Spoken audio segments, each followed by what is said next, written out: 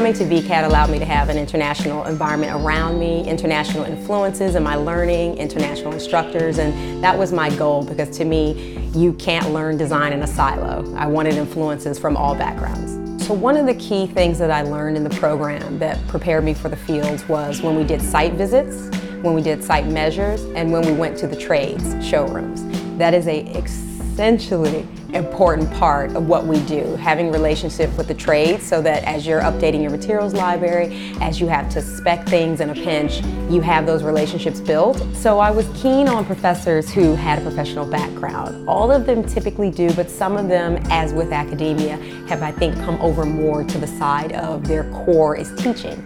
But there were some who were still 1 foot in class, 1 foot in the field.